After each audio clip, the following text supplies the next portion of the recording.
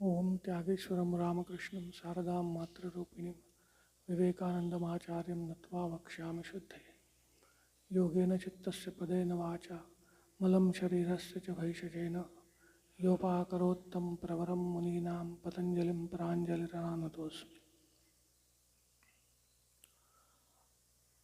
This Patanjali Yoga Sutras we have been discussing the means to attain to yoga, which is samadhi, which is chitta vritti nirodha, restraint of all vrittis. That's how yoga was defined. And the vrittis which are to be restrained, how many of them are there? How many types? That were discussed. 5 types of vrittis. Pramana, viparyaya, vikalpa, like that. And how to achieve this yoga, how to restrain these vrittis. The means were abhyasa vairagyabhyam tannirodha. Their restraint is possible or can be achieved through abhyasa and vairagya. That is detachment and practice. Through detachment, we restrict or wean the outgoing flow of our life. And through abhyasa, we strengthen the inward going or liberation going flow of our life. With the help of this life that we have got, our mind can lead us either to samsara or to kaivalya.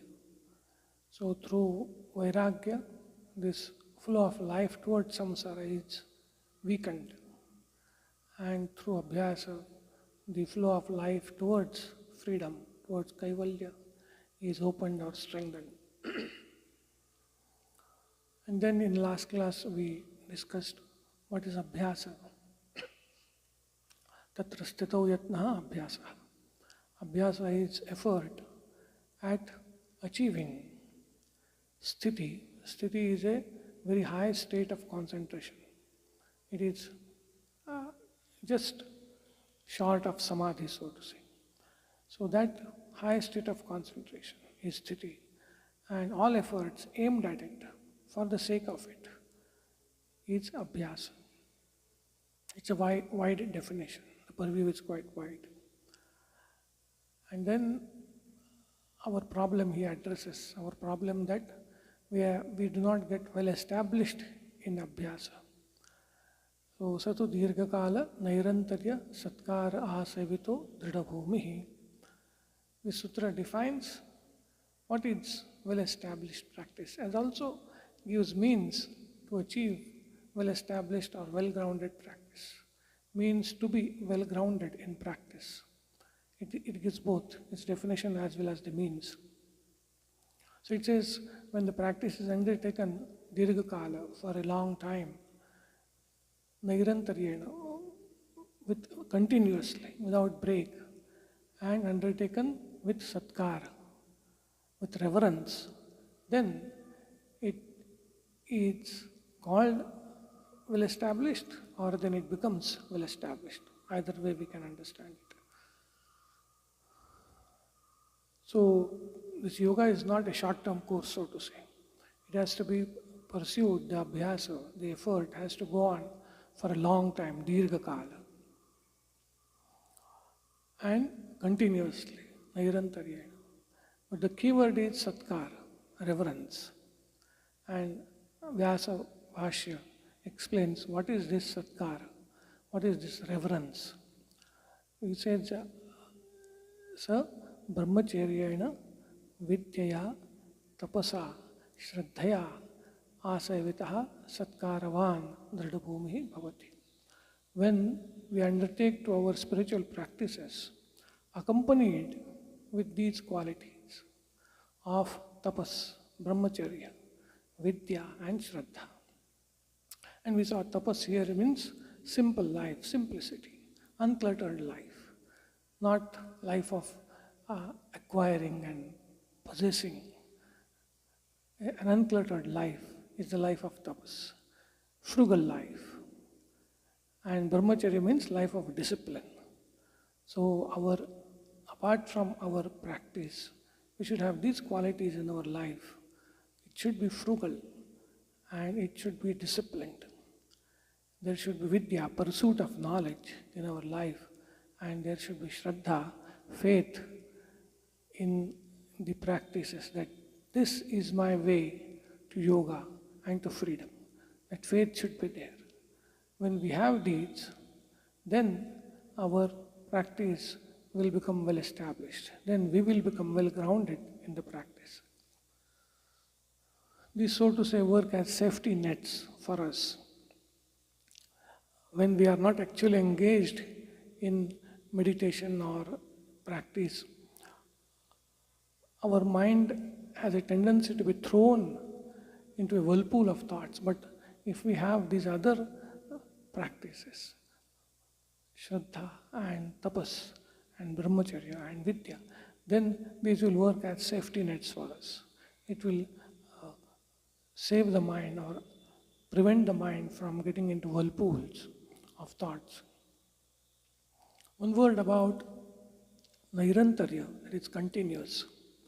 Now, as I said in the earlier sutra we saw, the definition is very broad of abhyasa.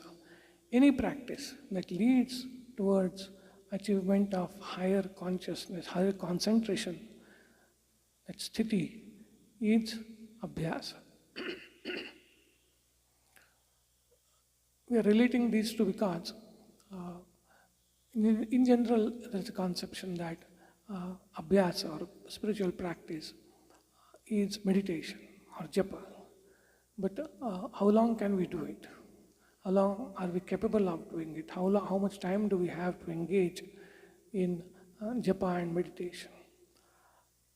And if we don't have much time or we don't have sufficient time, then how can we maintain nairantarya?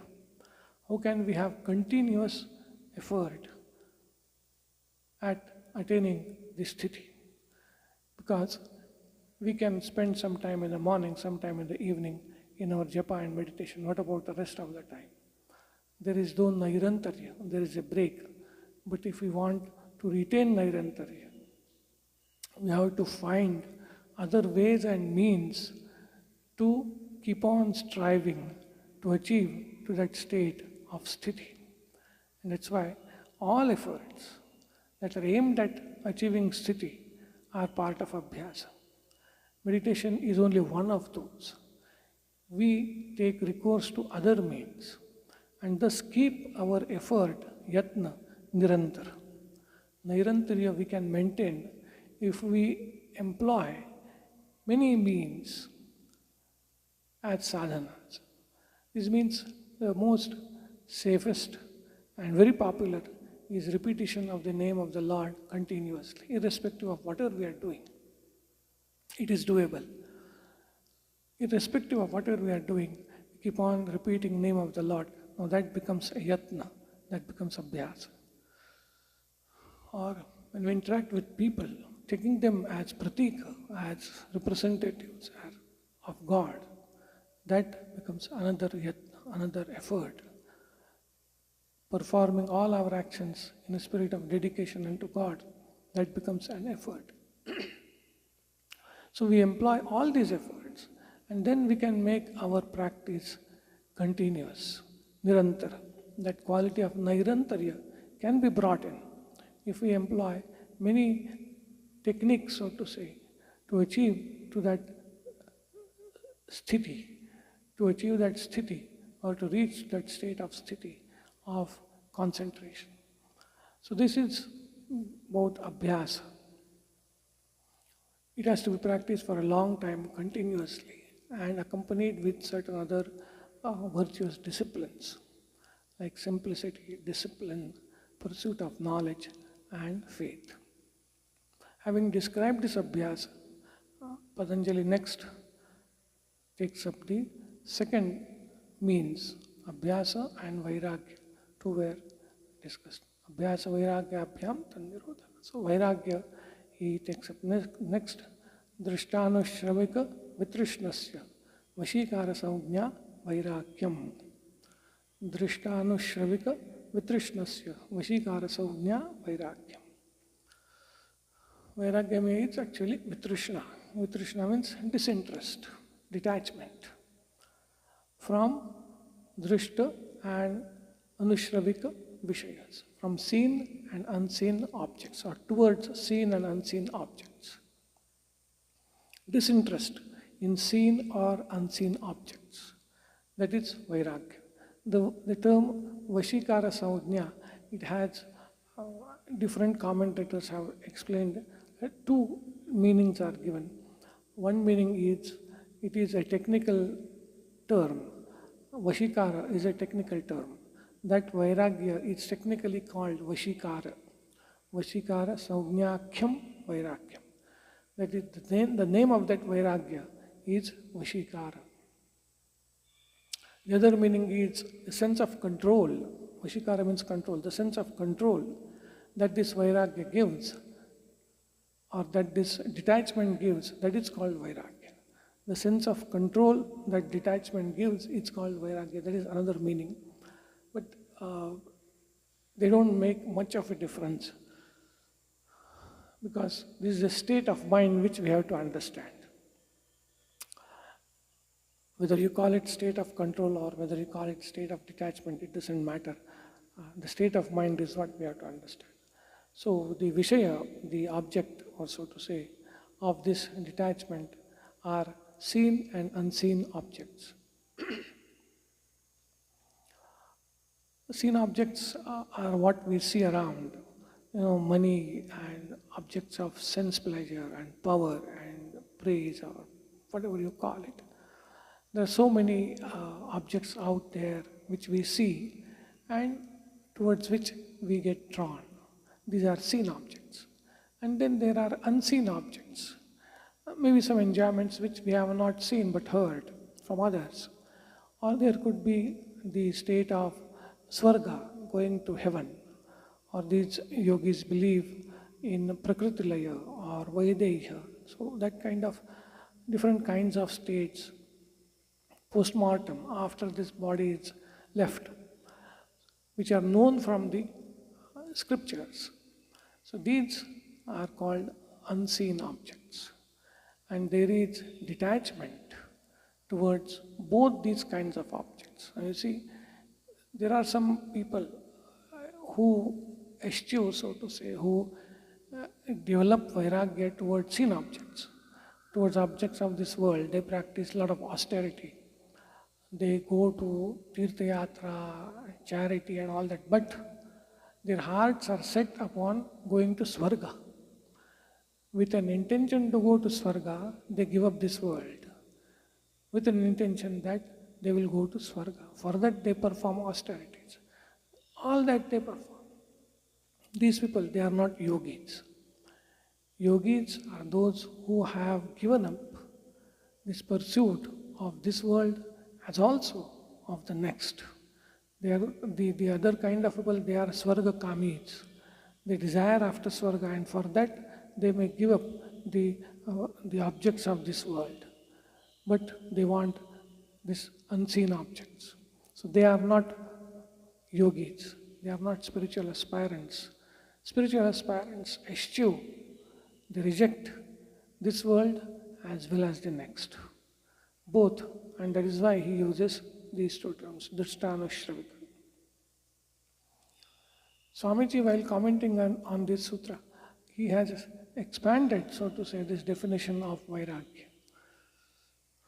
He says, if someone is going on a street and another person comes and snatches his watch, the person from whom the watch has been snatched gets into a fit of rage and anger comes. Now if he can control that anger and not pursue it, that is vairagya. So Swamiji, he has expanded, so to say, this definition. It is not only control of our desire to enjoy, but control of all the drives, raga, dvesha, abhinivesha, all the kleshas. We have this desire to enjoy or possess, we have this hatred, we have fear, anger, and vairagya is control of all these drives. That is what vairagya is. So if a person has controlled his or her desire to possess things, to enjoy things, but still harbors malice, is, gets angry at others, hates people, then that person doesn't have vairagya, according to this definition. Because vairagya is control over all the drives, not only the drive to enjoy, but also the drive to hate, the drive to be afraid of, the drive of anger.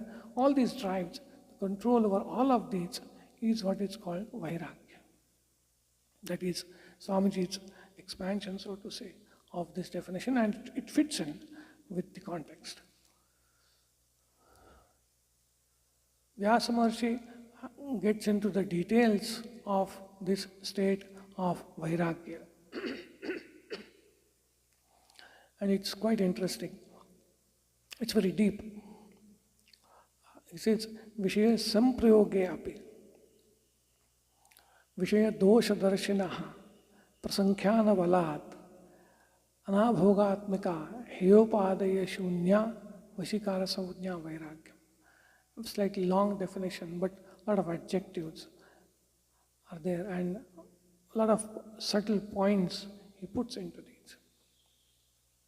It's a state of the mind of a yogi even when that mind or that person is surrounded by such objects as will generate drives in his or her heart. Vishaya samprayoge api. He or she is surrounded by the objects which will generate hatred or desire to possess, desire to enjoy, or fear or anger, whatever. Such objects are around. But even then, that person has developed a tact, a special faculty of Vishaya dosha darshitva, Vishaya dosha darshanam, a faculty to see faults in the objects. Actually, it means a faculty to see faults in the pursuit of drives. That person has developed that faculty to such an extent that anabhogatmika, the mind does not react at all. The mind, that the desire to possess things or the hatred or the anger, these do not come to that mind at all, in that chitta at all. Anabhogatmika. Heyopadaya shunya. There is no desire to possess or there is no desire to get rid of. Such state of mind is called vairagya.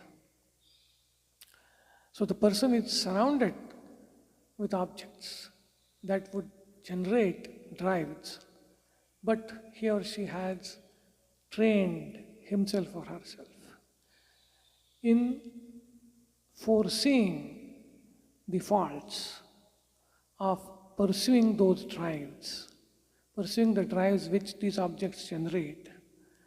And as a result of that, the drives do not burst upon the surface of the chitta at all, so to say. And there is neither desire to possess nor desire to get rid of. That state of mind is called vairagya. This word Vishaya dosha darshi is very important. Generally what happens is something from outside world triggers these drives in us. Upanishad says, Parachah kaman anuyanti bala, ste mrityoryanti vitatasya pasha. These external objects are pursued, the desire for them is pursued by immature people, bala, immature persons. Immature persons pursue the external objects. But as a result, they mrityoryanti vritasya pasham. They fall into the snares of death. Avidya kama karma rupa mrityu. Basically, they get into samsara. Every pursuit of desire, every pursuit of hatred, every pursuit of anger, every pursuit of fear, these drives come into our mind and then they force us to act. And that pursuit of these drives leads to samsara. Samsara means this transmigratory existence its petty pleasures and miseries. And worst, its ignorance about our own real nature. So pursuit of these drives leads to samsara. This is the dosha in the pursuit of drives. When I say drives, I mean raga, dvesha, abhinivesha. And the liking, the desire to enjoy, the desire, the hatred, the fear, all these, anger. When these are pursued, they lead us to samsara, which is a mixture of petty pleasures and miseries, limitedness and ignorance about our own real nature. This is the dosha, this is the defect in the pursuit of drives. These extend and strengthen ignorance, desires, hatreds, and samsara in general. Janma mrityu jara vyadhi dukkha doshanudarshanam. This is what Gita says. Seeing, repeatedly reminding of this dosha of janma, mrityu, jara, vyadhi, dukkha. That is one of the jnana sadhanas, one of the means to lead to knowledge. Pariksha lokan karmachitan brahmano nirvedamayat, another Upanishad says. A sadhaka will always do pariksha, examination of the lokas, of the worlds, of the objects of enjoyment, which trigger drives in us. Pariksha, having examined, brahmano nirvedamayat, spiritual aspirant will attain to a state of nirveda, that is vairagya. So Vishaya dosha darshana, seeing the faults of pursuing the drives, that is the armor, so to say, of the spiritual aspirant. That is what protects the spiritual aspirant. And the mind that is spoken of here by Vyasa, it has got habituated to such finding faults in pursuit of drives. It has become its second nature, so to say. Shilam. It has become its shila. It has become its character. It has become its second nature. So much so that these samskaras, now this kind of thoughts in the mind about the defects of pursuing drives, these thoughts will generate samskaras. Vritti and samskara, we have talked about this earlier. This will be a vritti of dosha darshana. This will generate a samskara. And this samskara will dominate over the samskaras of drives. That is what happens in this case. In this particular case of a person who has achieved this vairagya. Why are there no drives? That person has no drives. Though surrounded by such objects, which generally inside drives in us, that person has no drives. Drives do not come to that mind because the samskaras which will give rise to those vrittis have been dominated by the samskaras of dosha darshana. It has gone so deep in that person's mind that the drives do not burst forth on the lake of chitta. And hence, it is anabhogatmika, heyopadeya shunya. That person deals with, in this world, without ragadvesha abhinivesha. That is the state of vairagya. That's what Vyasa Maharshi describes here, that state of mind, that state of vairagya, which is called vashikara. In that, there are no drives. There is no desire to possess or reject. Though the person is in the midst of objects which generally incite drives, and the reason is Vishaya dosha darshana. By repeated practice of Vishaya dosha darshana, the faults of pursuing drives, seeing the faults in pursuing drives, by that repeated practice, the tendencies, samskaras of drives are dominated. Om Shanti Shanti Shanti Hari Om Tat Sat Sri Ramakrishna Arpanamastu.